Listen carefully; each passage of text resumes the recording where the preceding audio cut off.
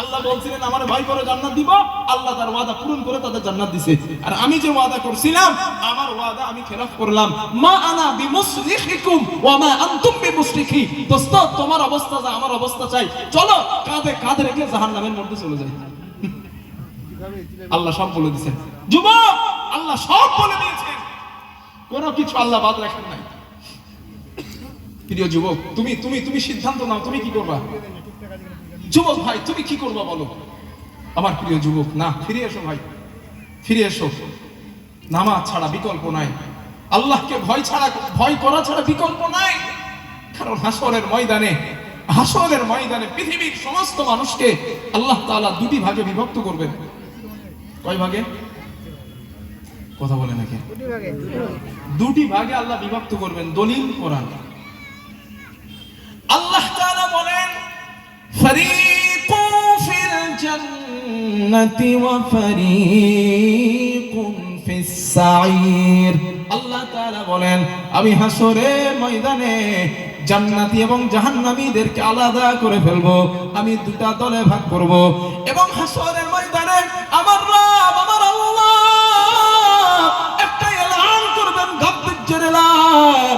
আল্লাহ পাক বলবেন ওয়ামতাসুল ইয়াউমা আইয়ুহাল মুজরিমুন। আল্লাহ তাআলা বলবেন অপরাধীর দল, আজ ঈমানদারদের থেকে তোরা আলাদা হয়ে যা, ঈমানদারদের থেকে পৃথক হয়ে যা। এই ঘোষণা দেওয়ার পর ঈমানদার আলাদা হয়ে যাবে আর কাফের বেঈমান ঈমানহারারা আলাদা হয়ে যাবে। এই বুখারীর একটা বর্ণনা পাওয়া যায়, রাসূলুল্লাহ সাল্লাল্লাহু আলাইহি ওয়াসাল্লাম বলেন, আল্লাহর নবী বলেন ক্বালা রাসূলুল্লাহ সাল্লাল্লাহু আলাইহি ওয়াসাল্লাম, আল্লাহর নবী বলেন লিকুল্লি নাবিয়্যিন দাওয়াতুম মুস্তাজাবা। আল্লাহর নবী বলেন আমার উম্মত পৃথিবীর সমস্ত নবীকে আমার আল্লাহ স্পেশাল একটা দোয়া দিয়েছিলেন, ইয়াদউ বিহা ফায়ুস্তাজাবু লা, যেই দোয়াটা করলে সাথে সাথে আমার আল্লাহ কবুল করে নেন। একটু সুবহানাল্লাহ বলেন। সুবহানাল্লাহ। সুবহানাল্লাহ বললে তো নাকি একটু বলেন আমার আল্লাহ পবিত্র, এই কথাটা বলতে কি সমস্যা আছে?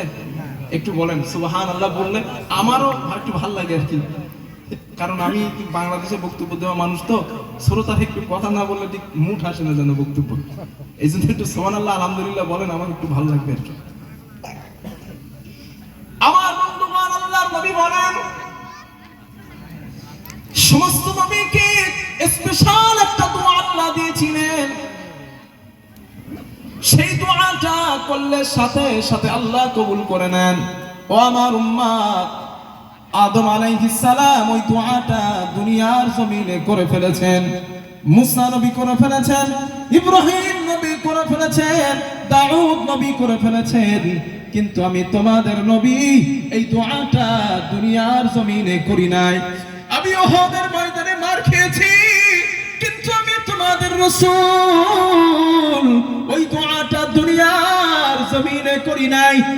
আমি খন্দকের যুদ্ধে ক্ষুধার যন্ত্রণায় পেটে পাথর বেঁধেছি, এরপরও আমি দোয়াটা করি নাই। আমি তোমাদের নবী তায়েফের ময়দানে রক্তাক্ত হয়েছি, বেহুশ হয়েছিলাম, এরপর আল্লাহর কাছে ওই দোয়াটা আমি নবী করি নাই। আল্লাহর নবী বললেন কেন করি নাই জানো? রাহমাতুল লিল আলামিন। আমার নবী বলেন উম্মত ইয়াখতাবাতু দাওয়াতি শাফাআতান লিউম্মতি ইয়াউমাল কিয়ামাহ। আমি নবীজি ওই দোয়াটা আমার উম্মতের জন্য রেখে দিলাম, কিয়ামতের দিন আমার উম্মতগুলো যখন বিপদে পড়ে যাবে আমি আল্লাহকে বলবো, আল্লাহ আপনি যেই স্পেশাল দোয়াটা আমাকে দিয়েছিলেন ওই দোয়াটা আজ আপনি আমাকে কবুল করে নিয়ে আমার উম্মতের ব্যাপারে আমাকে সুপারিশ করার অনুমতি দিয়ে দেন। আল্লাহর নবী বলেন ও আমার বিবি আয়েশা, ওই দোয়া আমার আল্লাহ কবুল করে নেবেন এবং আমি নবীকেও আল্লাহ সুপারিশের অনুমতি দিবেন। এই হাদিসটা বুখারীতে আনাস ইবনে মালিকের বর্ণনা থেকে পাওয়া যায়। আনাস ইবনে মালিক রাদিয়াল্লাহু তাআলা আন, হযরত আনাস ইবনে মালিক বলেন হাদাসানা মুহাম্মাদুন সাল্লাল্লাহু আলাইহি ওয়াসাল্লাম, রাসূলুল্লাহ সাল্লাল্লাহু আলাইহি ওয়াসাল্লাম বলেছেন, ইদা কানা ইয়াউমুল কিয়ামাতি মাদান নাসু বা'দুহুম ইলা বা'দ। আল্লাহর নবী বলেন, ও আমার সাহাবারা, কিয়ামতের দিন মানুষগুলো পাগলের মতো দৌড়াবে, দৌড়াতে দৌড়াতে ফায়াতুনা আদম আলাইহিস সালাম, নবী আদমের কাছে দৌড়ে যাবেন। আদম নবীকে গিয়ে বলবেন, ফায়াকুলুনা ইশফা লানা ইলা রাব্বি, ও পয়গম্বর আদম, আপনি আমাদের জন্য আল্লাহর কাছে কথা বলুন, আল্লাহর কাছে আমাদের জন্য আল্লাহর কাছে সুপারিশ করুন। হাসরের ময়দানের আযাব আমরা আর সহ্য করতে পারি না। আদম নবী জবাব দিবেন, ফায়াকুলু লাস্তু লাহা, আমি আদম, এটা আমার জন্য সম্ভব না। ওয়ালাকিন আলাইকুম বিইব্রাহিম আলাইহিস সালাম, তোমরা ইব্রাহিম নবীর কাছে যাও। ফাইন্নাহু খলিলুর রহমান, তিনি রহমানের অনেক কাছের বন্ধু, তিনি তোমাদের জন্য আল্লাহর সামনে কথা বলতে পারবেন। আল্লাহর নবী বলেন, সাহাবারা, হাসরবাসীরা ইব্রাহিম নবীর কাছে যাবেন, ইব্রাহিম নবীকে বলবেন, কিন্তু না না, ইব্রাহিম নবী জবাব দিবেন, ফায়াকুলু লাস্তু লাহা, আমি ইব্রাহিম আমার পক্ষেও সম্ভব না। ওয়ালাকিন আলাইকুম বিমূসা আলাইহিস সালাম, তোমরা মূসা নবীর কাছে যাও। ফাইন্নাহু কালিমুল্লাহ, তিনি আল্লাহর সঙ্গে দুনিয়ায় কথা বলতেন।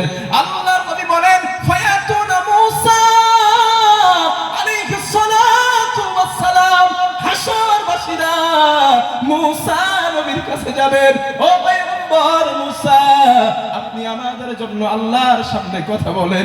মূসা নবী বলবেন, ফায়াকুলু লাস্তু লাহা, আমি মূসা, আমার জন্য সম্ভব না। ওয়ালাকিন আলাইকুম বিঈসা আলাইহিস সালাম, তোমরা ঈসা নবীর কাছে যাও, ঈসা নবী তোমাদের জন্য আল্লাহর সামনে কথা বলবেন।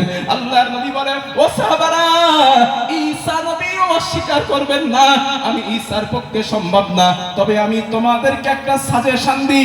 আজ আল্লাহর সামনে কেবলমাত্র শুধুমাত্র একমাত্র একজন ব্যক্তি কথা বলার অধিকার রাখেন, তিনি আর কেউ নন, ওয়ালাকিন আলাইকুম বিমুহাম্মাদিন সাল্লাল্লাহু আলাইহি ওয়াসাল্লাম, আখিরি জামানার পয়গম্বর নবী মুহাম্মদ রাসূলুল্লাহ সাল্লাল্লাহু আলাইহি ওয়াসাল্লামের কাছে যাও, তিনি তোমাদের জন্য আল্লাহর কাছে সুপারিশ করতে পারবেন। আল্লাহর নবী বলেন, সাহাবারা শোনো, ফায়াতুনি ফায়াকুল, হাসরবাসীরা আমি নবী আমার কাছে আসবে।